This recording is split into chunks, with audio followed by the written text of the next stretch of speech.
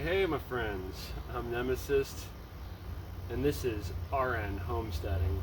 Thank you for being here and all that good stuff. Out of all the veggies that I can grow, the one thing I can't grow is this channel without your help. So please think about subscribing and all that good stuff. So here is the video that I was promising you from the last video, which is how to make my brew. And I was like, oh, there's a secret ingredient. Well, kind of, sort of, not really. You know, it is, but it isn't. A lot of people just don't understand how to actually create compost tea. First thing,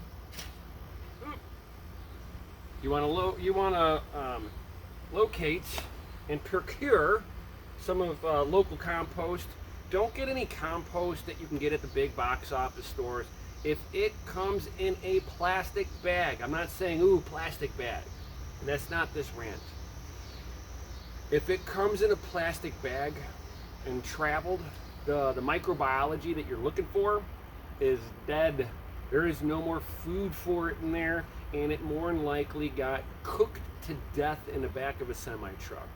So, I mean, the microorganisms underneath your feet, guys, they are temperature sensitive. Let's just be real about it. It is very temperature sensitive. So on the left side here, I have some high quality compost that I made here. If you don't have access to high quality compost, find a neighbor, find a friend, track it down. It's well worth going after it locally. Go to your go to like a local garden market and ask some of the people there. They're gonna know. They're gonna be more than happy to help you out. So tip number one. And then on the right side here, I have worm compost. That again, I've got myself. Don't get it from the box office, guys. I'm not sitting here going, oh, big box office bad. That's not this rant. It's the fact that the microbiology that you're looking for will be dead by the time it hits the store. And I'm not knocking on Home Depot, Ace, Lowe's, whatever your local hardware store is that's going to have all these dirts and everything for you. They are buying what they can get their hands on. And unfortunately, their heart's in the right direction, but what they're selling you is a bag of lies. It's no more adequate than dirt. A little bit better, high quality dirt, but it's still just basically dirt at the end of the day. You don't really get all you can get the compost stuff, and yeah, it's gonna have some of the nutrients that you're looking for, sure, but the microbiology that you really need is dead. So with that being said, you know, that's my little tip for you guys. You want the best results, source your compost or worm compost locally. Always locally. This not so much that, you know, it's just that it's fresh. Fresh has all the microbiology still in it. Tip of the day for you. And what I have here is a worm brew system. You can go through wormbrew.com. This is not like a paid shill or anything like that. I got this off of Amazon. I will leave links of where I grab everything from here. The only thing that I locally source is my fish fertilizer. It's the Alaska brand 511 on this. I'm not going after it being a 511. I'm more going after the fish byproducts, the oils and stuff like that from this. This is basically one of the things that they don't like openly tell you, that oh yeah, you probably want to put like this or a kelp into it or something like that. You can even add in some calcium if you'd like. I usually would tell people to lay down your calcium separate from this. If you're laying calcium into your ground, that will be videos coming up. I've got a whole bunch of stuff to help all of you with your soil health.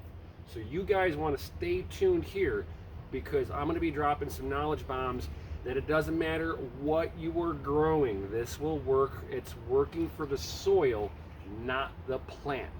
Now, there's little subtle things that you tweak in the ground to get what you were looking for out of your plants. But that's per plant. But for the most part, the stuff that I'm going to be laying out is going to help everybody kind of start amending their soil. It's not an overnight thing, it's not a magic wand, but it's a start, and that's where everybody needs to get their heads around. You might have dumpy soil right now, but that's today. After a couple of years of working it like what I do here, you're going to see amazing returns on the fruits of your labor directly. So let's go ahead and get right on into it. So you want to have about 2 cups of compost. Now I'm doing compost and then worm compost, so I've got 2 cups of each. I have a couple of rocks here. Now what the rocks are for is to basically keep these bags from just floating at the surface with all the air bubbles coming out of this bad boy. Oh, I know. So with that being, the wife's telling me we have a balloon ride to go on. Hot air balloon, first time. Yo! I will have stuff on the social medias. If you guys are on Twitter, check me out at amzn.to.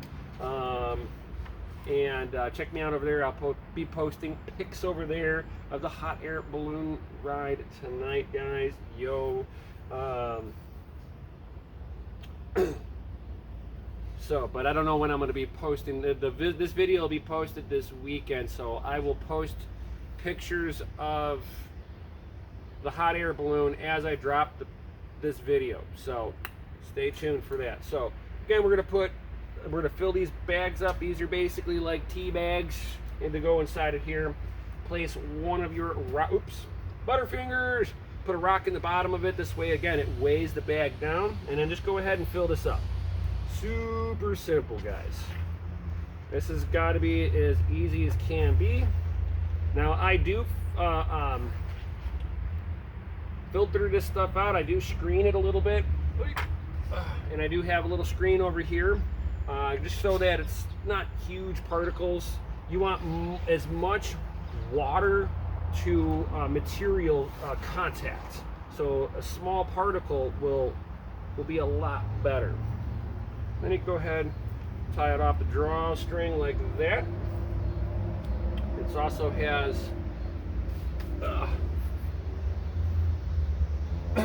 has a little bungee cord. Now I like to sit there and set this in right away. Now when you get done with this, guys, certainly clean everything right away on this. Highly recommended on that. And at this point, I'm going to go ahead and I'm going to start this little air pump up. Again, this little system's like about 80 bucks for this. This is the black strap molasses with no unsulfured, so there's no sulfates in there. Make sure it has no sulfates, unless you are looking for the sulfates particular to your plant. AE, like a blueberry bush, is going to be appreciative of the sulfur, so keep that in mind. But if it's something that is a vegetable, cucumbers, peas, all that other stuff, unsulfated, guys. So let me go ahead and plug this in.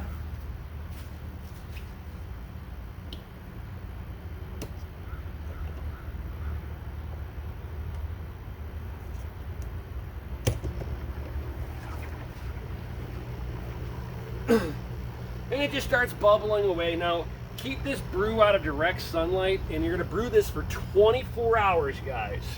24 hours.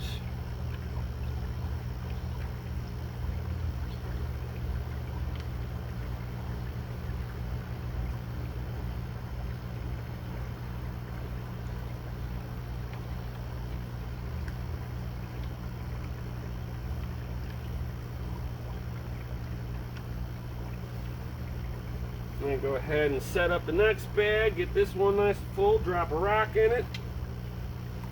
And just take a rock out of your garden, guys. Don't be scared. And whatever you don't use here, you can make your own compost pile, or give it to somebody. Because again, you can't really like just leave this sitting around. The microbes and everything will eventually die off in here.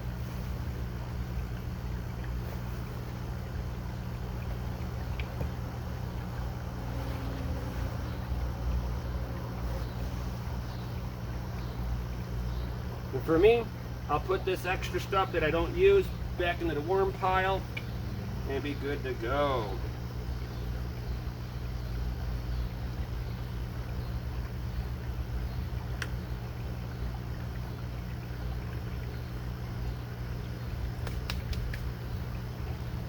Now, for the fish fertilizer, give this a good shake. Now, a good organic fish fertilizer, you're going to have to shake because the oils will separate out, and that's when you know you got the good high quality stuff. You don't have to shake it up. That means they've already separated the oils off and are selling the oils separately. And then 5 gallons, 2 of these per gallon. So that's what, 10 of these? So let's see here.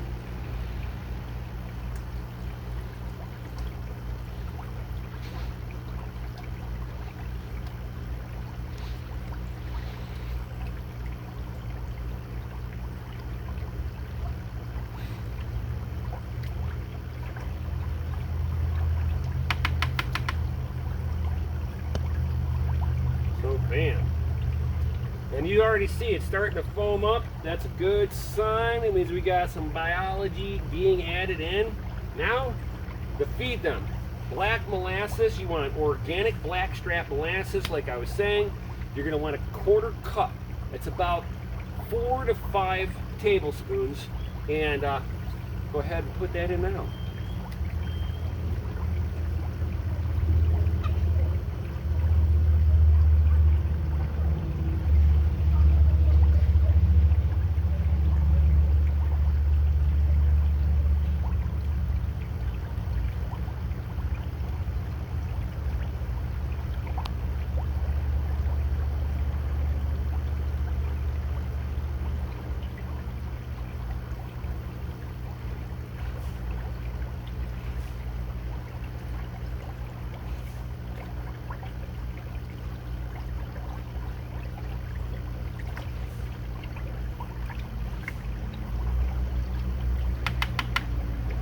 And that's pretty much it.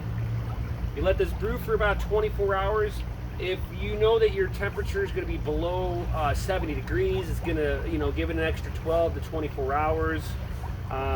If you can keep it above 75 to 85, keep it between 75 and 85 degrees, that's going to be your sweet spot if you can. It's going to be, in the 70s, 80s for me. So I'll leave this as long as it's out of the sun. We're good to go. If it's going to be a little bit of sunny out, you can sit there and put a little cover over this.